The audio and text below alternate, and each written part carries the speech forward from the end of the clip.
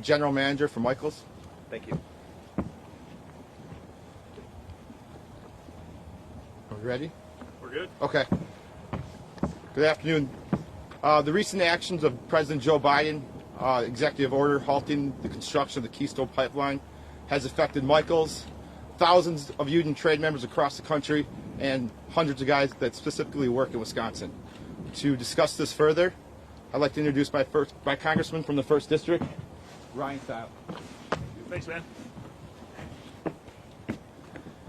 On Joe Biden's first day in office, he killed thousands of American jobs. Joe Biden killed hundreds of Wisconsin jobs. On Joe Biden's first day in office, hundreds of Wisconsin workers got laid off of their job building private sector infrastructure. Joe Biden needs to reconsider his decision immediately. Think about this. On Joe Biden's first day in office, thousands of people received a notice that they've been laid off of their job. These are jobs, good paying jobs, $80,000, $90,000 a year, $30, $40 an hour jobs are laid off.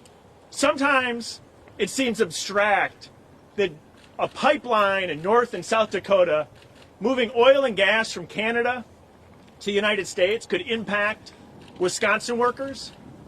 But as you stand here at Michaels today, as you stand and look at the men behind me, these are the type of workers that lost their job this week. Joe Biden needs to reconsider this action immediately. We need to have good paying jobs in the United States of America.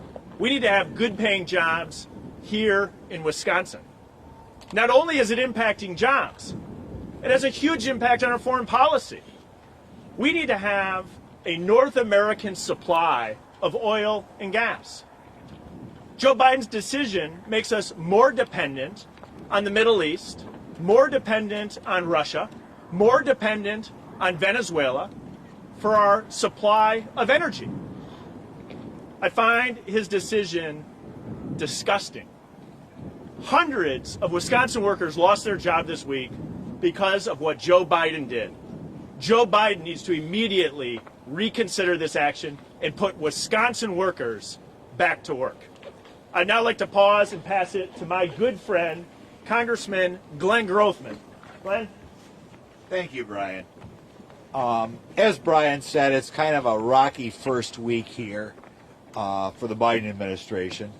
I know a lot of the comments over the next few years are going to be around minimum wage jobs.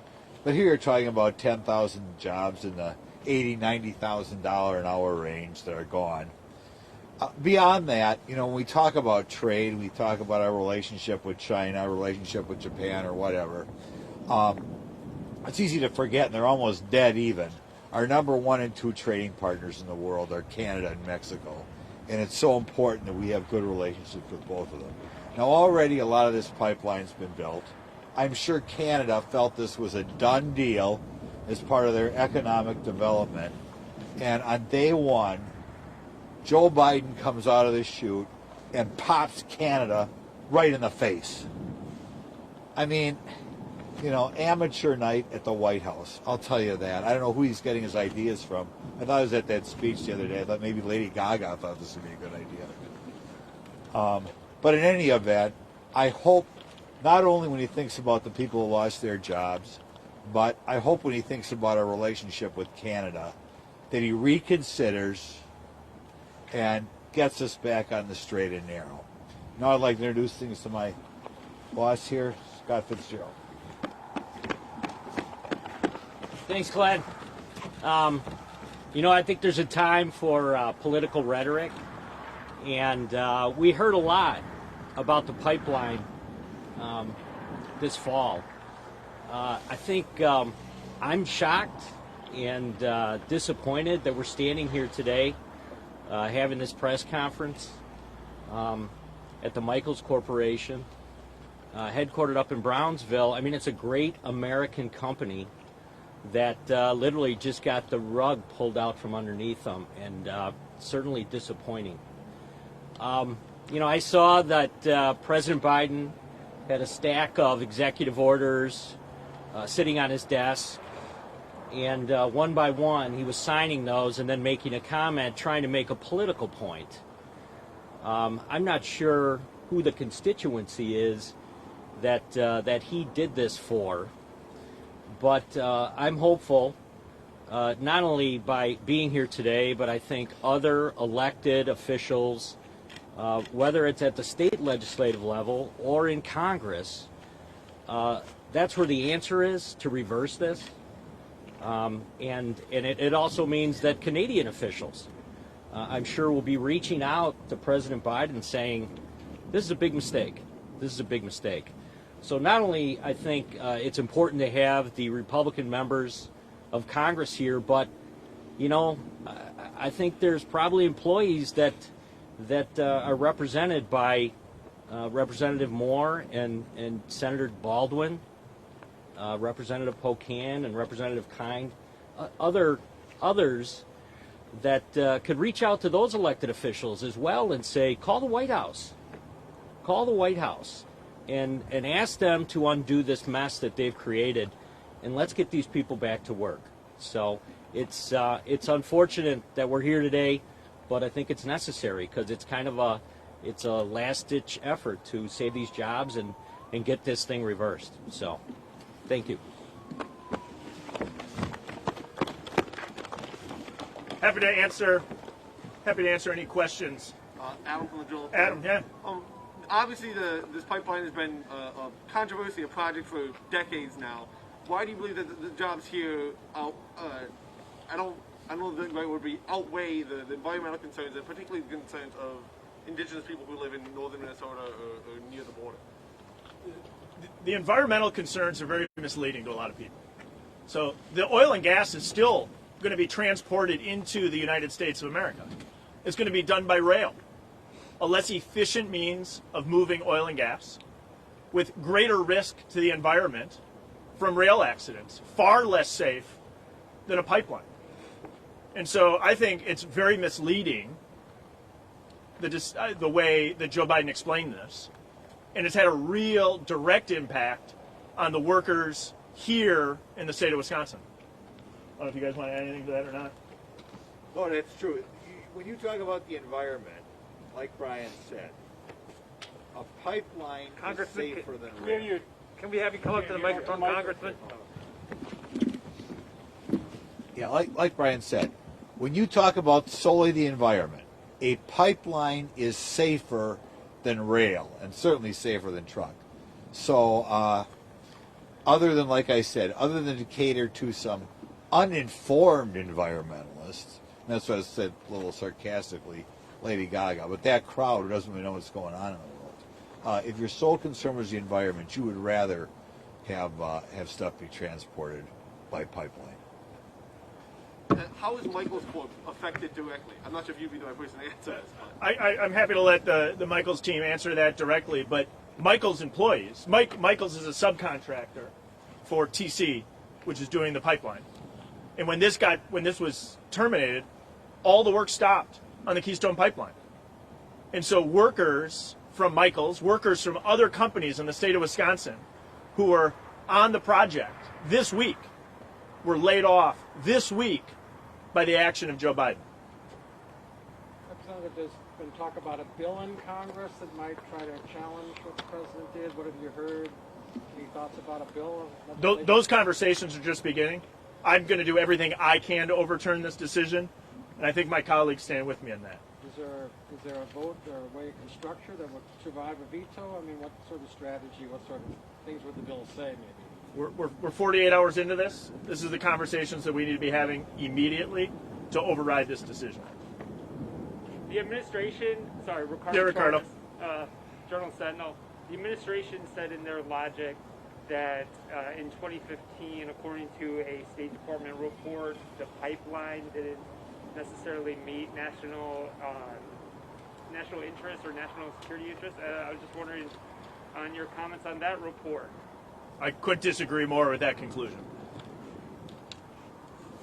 No, I don't have anything to add on that. What about the push toward wind, solar, renewable over the next decade, and less emphasis on carbon-based fuels? That's what the administration seems to be saying. That's what the renewable energy industry seems to be saying, that we're going to be kind of moving away towards something else. This is private sector investment. And so I'm a believer in an all of the above approach. And so this private sector investment should be allowed to go forward. And two, I think it's very misleading to a lot of folks that this doesn't actually stop the oil and gas from coming into the United States. What it's doing is forcing this oil and natural gas to come in via train, which is less environmentally friendly and at a higher risk to the environment than a very safe pipeline would be able to provide. Some people might look at your campaign contributions and saw some executives from Michaels did donate to your campaign. Any comment on that? I'm standing here with the workers who lost their job. I'm concerned about Wisconsin workers.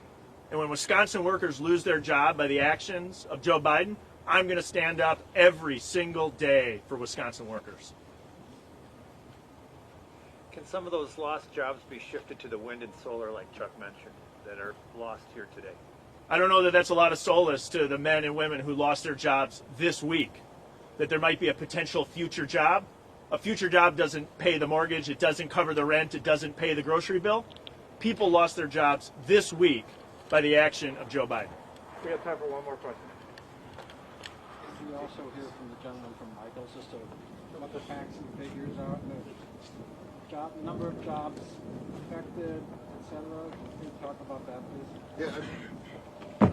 Right now, the numbers of jobs are thousands of jobs. There's Michaels, there's Precision Pipeline that would have affected that the pipeline was going to be constructed. The actions that were happened recently, we were doing station work. There's hundreds of guys that got laid off. Was that Tuesday? Or any live in Wisconsin? Or Yes, a lot of them live in Wisconsin. Yes. That's an important point to know. These are thousands. I'll jump over with you. Yeah. You say there are. I'm going to take my mask off. There's thousands of jobs that were lost.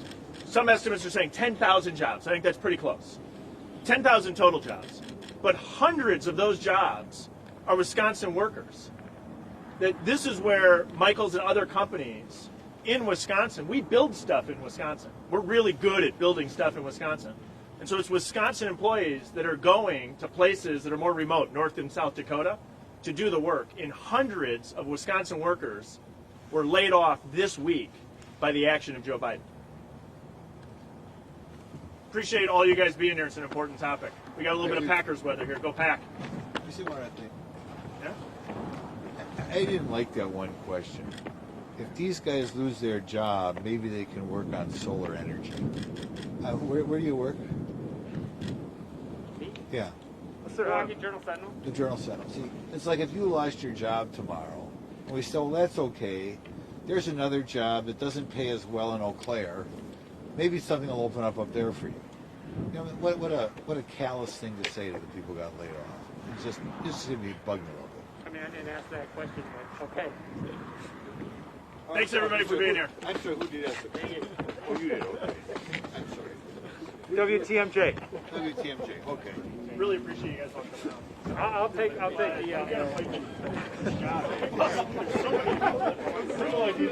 Stage right next to me. No problem. I appreciate that. Live? Save someone else. I thought he was going to get mad at me for my campaign. Oh, yeah. Oh, no. What?